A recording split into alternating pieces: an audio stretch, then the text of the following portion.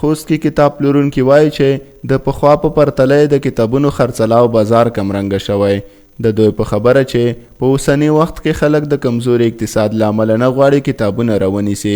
د دې ترڅنګ د ځوانانو له لورې د ټولنیزو رسنیو زیات کارول بل هغه لامل بولي چې د کتابونو خرڅلاو بازار یې کمرنګه کړی. پخوا یې په اوسني حالت کې د کتابونو د مطالعې شایقین او هغه مشتریان چې موږ پخوا لرل نشته، چې دوه لوی عمده علتونه یې دي. یو په ټوله معنا موږ تاسو د ټولنې خلک اقتصادي وضعیت چې د خلکو په پخواني حالت نه دی پاتې شوی،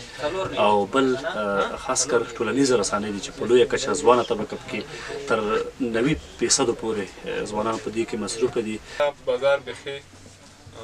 په نشت حساب شوی دی، ولې او اکثریت علتونه دا دي چې یو خو پی ډي اف ډېر مشکل جوړ کړی دی، هر شی په پی ډي اف کې پیدا کېږي، او څوک مقصد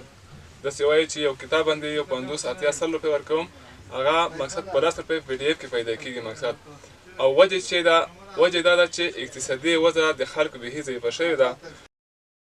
د خوست تما کتابتون مسؤلین بیا وایي چې که څه هم د ټکنالوژۍ پرمختګ په خلکو او په ځانګړي ډول پر ځوانانو ډیر تاثیر کړی او د مطالعې کولو دود یې کمرنګه کړی، خو بیا هم د تیر کال په پرتله دغه کتابتون ته د ځوانانو ورتګ زیات شوی.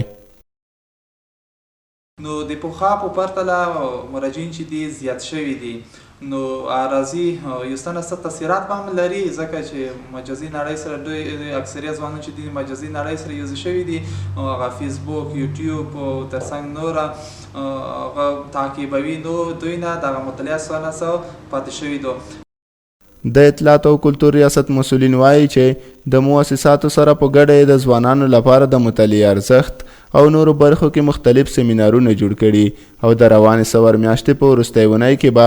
د کتابونو یو نندارتون ترسره کړي ترڅو ځوانان وهڅوي چې بېلابېل کتابونه مطالعه کړي.